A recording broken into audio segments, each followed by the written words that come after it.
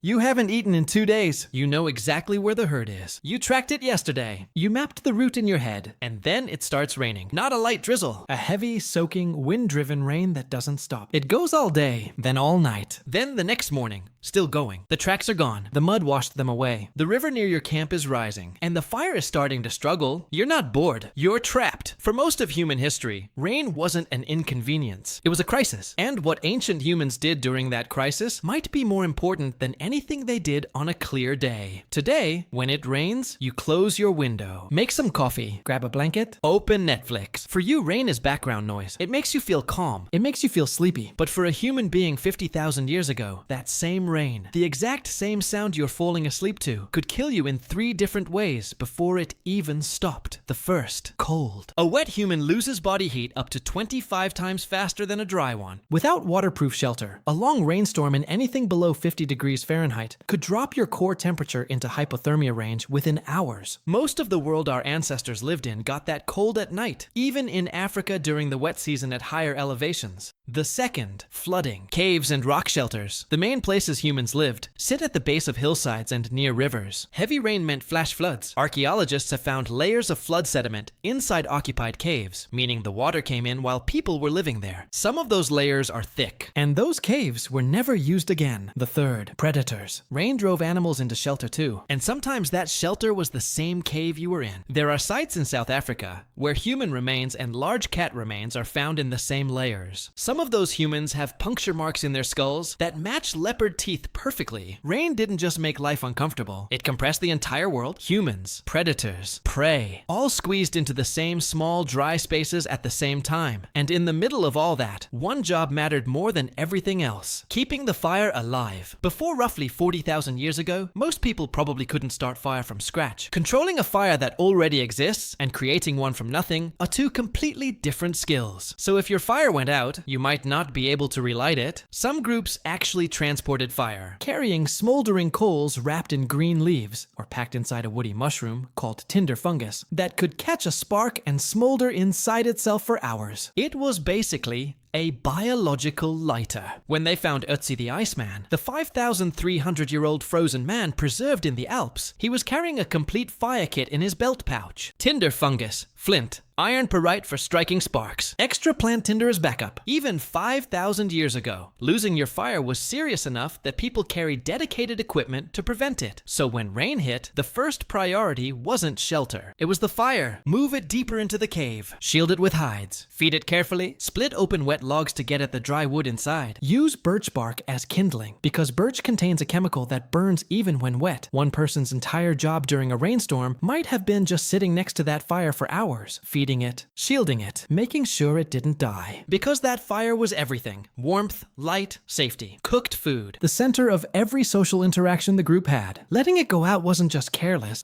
It was potentially fatal for everyone. The fire is going. You're mostly dry, but you cannot leave. So what do? You make things. The archaeological record is clear on this. Caves and rock shelters are packed with evidence of manufacturing. Stone tools in every stage of production. Tiny chips of rock from shaping, found concentrated in specific spots inside caves, exactly where someone would sit near firelight and work for hours. At Blombos Cave in South Africa, archaeologists found a 100,000-year-old ochre processing workshop, abalone shells used as mixing bowls, ochre ground into powder, bone tools used to stir and apply it. This wasn't basic survival. This was production. Someone sat in that cave, probably while rain pounded outside, and manufactured pigment on purpose, with a system. And then there were the needles. Bone needles start appearing in the record around 61,000 years ago in South Africa, and later across Europe and Asia. Delicate, precise, with tiny drilled eyes. You don't make a bone needle while you're running from something. You make it when you're sitting still, focused, with hours to spare. Rainy days gave people that time. But here's where it gets extraordinary. At a site in France, archaeologists found a tiny fragment of twisted plant fiber string dating to roughly 52,000 years ago, the oldest direct evidence of string ever found. And at Hohlfels Cave in Germany, they discovered a 35,000-year-old tool carved from mammoth ivory with 4 holes and spiral grooves, designed specifically for twisting plant fibers into rope. Someone sat in that cave and carved a dedicated rope-making machine. Making rope is slow, repetitive. It requires patience. It's the perfect bad weather task. And rope changed everything. It lets you tie things together, build better shelters, create snares and traps, bind tools to handles. An incredible amount of human technology runs on string. And string was almost certainly invented by someone stuck inside, waiting for rain to stop. But here's the part nobody expects. The Artaud cave in southern France contains paintings roughly 36,000 years old. Lions, horses, rhinos, bears, drawn, with a level of skill and observation that still shocks people today. The artists understood anatomy, movement, perspective. Some animals are drawn mid-stride, muscles tensed, heads turning. These aren't doodles. These are the work of people who watched these animals for thousands of hours and recreated them from memory, deep underground, by firelight. And here's what nobody talks about. These paintings aren't at the entrance of the cave. They're deep, sometimes hundreds of meters in, through narrow passages, in chambers you'd have to crawl to reach. Someone carried animal fat lamps into total darkness and painted. Nobody does that when the weather's perfect and the hunting's good. You do that when you can't go outside, when the rain has been falling for 2 days and you've already sharpened every tool you own and there's nothing left to do but go deeper into the dark and create something. Rain didn't just create art. It might have created culture itself. Think about what happens when 15 to 30 people are forced into a confined space together for days with nothing to do. You talk, you listen. You share. In 2014, anthropologist Polly Wiesner published a study comparing daytime conversations and nighttime fireside conversations among the Jiyu Huansi Bushmen in the Kalahari Desert. During the day, people talked about practical things, land rights, resources, complaints. But at night around the fire, over 80% of conversation shifted to stories, songs, and ceremony. The firelight changed what people talked about. It softened faces, reduced tension, created a space where people opened up. The campfire wasn't just warmth. It was the original social network. And the stories being shared around that fire weren't small talk. They were survival. Where the water sources dry up in summer, which plants are safe to eat, how to track a specific animal. That knowledge moved from one brain to another through speech, around a fire during a rainstorm for hundreds of thousands of years. The oldest verified oral traditions on Earth are Australian, Aboriginal stories describing sea level, changes that happened roughly 7,000 years ago. Those stories survived for 7,000 years, through nothing but people telling them to each other. That kind of cultural memory doesn't develop unless groups spend enormous amounts of time doing exactly that, sitting together, retelling stories, over and over and over again.